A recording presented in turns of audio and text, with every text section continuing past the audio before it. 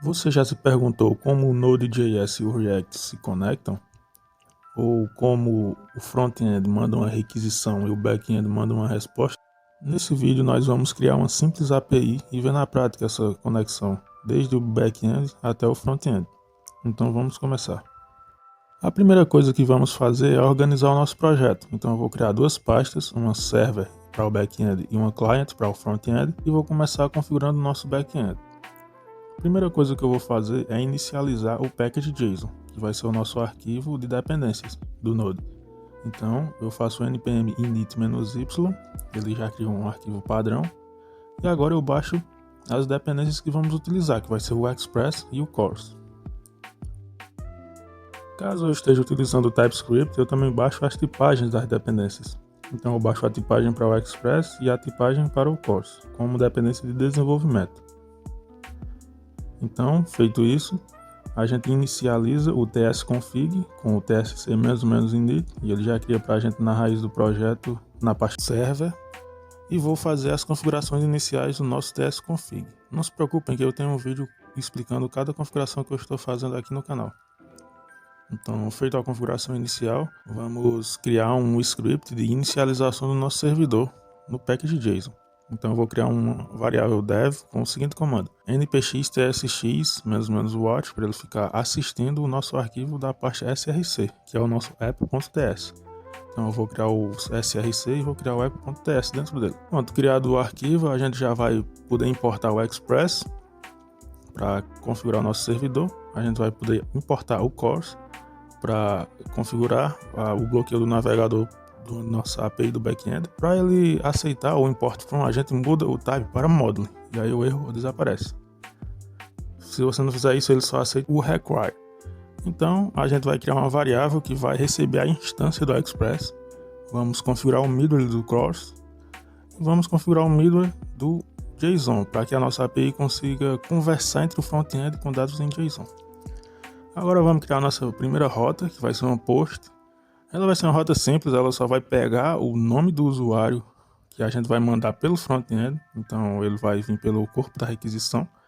Então a gente já cria os parâmetros de requisição e resposta, tipando eles também com o request e response do Express.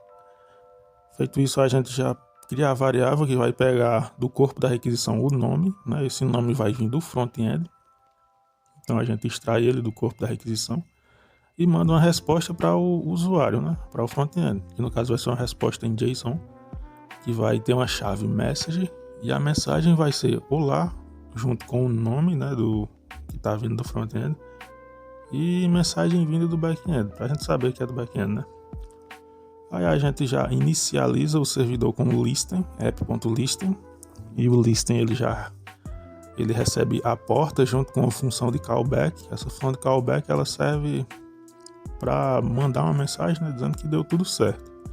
Então a gente só faz o console log com o servidor rodando na porta, e a porta, né, 8080, ou a própria variável que a gente criou.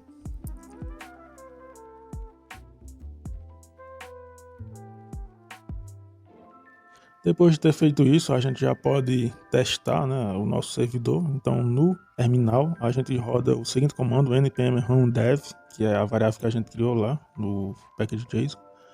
E agora a gente vai partir para o nosso front-end. Então eu vou criar uma aplicação Vite com o React e o TypeScript que a gente vai utilizar. Não se preocupem, eu também tenho uma playlist de React no canal, então eu sugiro que vocês vejam. E feito isso, aí o nosso front-end já inicializou. Agora a gente vai criar uma pasta component com o nosso formulário, que eu vou precisar, né, de um formulário para mandar o nome para o back-end receber. Então eu já crio o arquivo e já crio o nosso componente. Aqui eu vou desacelerar o vídeo porque é a parte mais importante do vídeo, que é onde a gente vai fazer a conexão do back-end no front-end, e aí a gente vai mandar os dados para lá. Então eu estou criando aqui um formulário com a label, tudo que a gente já sabe do HTML, né? A label e também um input do tipo text. A gente cria o input com o nome igual o HTML for ali da label e o ID também. E depois disso a gente vai criar um botão.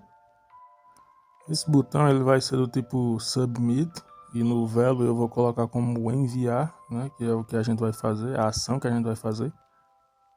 E por motivo de organização eu vou colocar o input dentro de uma div. Agora eu vou criar os estados. A gente vai precisar de 2 estados. O primeiro estado vai ser o do nome, que a gente vai enviar pelo front-end. Então a gente vai usar o useState, começando com o string vazia. E agora a gente vai criar o estado para a mensagem, que é a mensagem que a gente vai receber do front-end. E a gente vai começar também com o string vazia. Feito isso, a gente vai pegar o valor do input com o onChange. Então a gente vai pegar cada caractere que o usuário digitar, né? Que a gente digitar no front-end, ele vai ser mandado para o estado de nome, que é o que a gente vai mandar para o back-end. E aí a gente vai criar uma função assíncrona, que é a função que eu vou chamar de handleSubmit.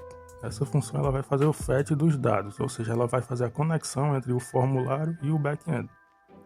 Então eu vou criar a função assíncrona com o bloco tryCatch. O catch, como sempre, ele vai receber um erro, né, do tipo N, que o erro pode ser um array ou um objeto, pode ser qualquer coisa. Então a gente pode tipar ele como N. E do try a gente vai ter uma variável chamada response, que é onde vai receber os dados do back-end. Então eu vou instalar o Axios, que é o que a gente vai usar para fazer o fetch de dados. Então, instalado o Axios, eu vou usar ele ali, axios.post, que é o verbo que a gente utilizou no back-end, né? E aí eu vou colocar o link do back-end, que no caso é o localhost que a gente vai fazer. No localhost, porta 8080 e o verbo API message. E como corpo da requisição, a gente vai mandar o nome que a gente está pegando ali de cima, que a gente está pegando pelo formulário. E aí eu vou setar a mensagem que vai receber do back-end. Como o back-end ele vai vir como um objeto, então a gente vai ter a resposta, response, que no caso é a variável com objeto. A gente vai ter a chave data e a chave message, que é a mensagem que a gente vai passar pelo back-end para o front-end. Agora eu vou colocar um parâmetro, que é o que eu vou usar para o formulário ele não recarregar. E a gente vai tipar como um React Form Event.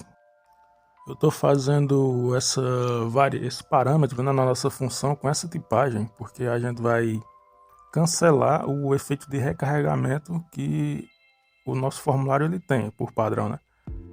Então com essa tipagem a gente tem ali o Prevent Default, que para quem vem lá do JavaScript puro, a gente tem isso nos formulários, né?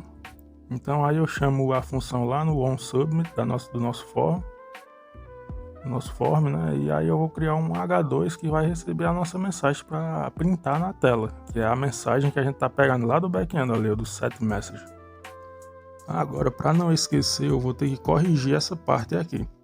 No caso, eu só estou colocando e.target.value, mas na verdade eu tenho que setar o nome. Então eu tenho que usar o setNome. Então o setNome vai receber o valor do nosso input. E aí dá certo. Agora eu vou criar aqui, abrir 2 terminais, né, para mim rodar os servidores, tanto do cliente quanto do back-end. Então eu vou iniciar o servidor do front-end e agora do back-end. Agora eu me esqueci de chamar o nosso componente aqui no arquivo principal. Então eu vou apagar todo esse código que vem já por padrão e vou colocar o nosso form lá. Aí, para ele conseguir aparecer lá, né? Vou apagar isso aí que a gente não vai precisar. E feito isso, eu vou rodar novamente o servidor para a gente testar novamente. Então npm dev, entra lá no link e tá aí já o nosso formulário.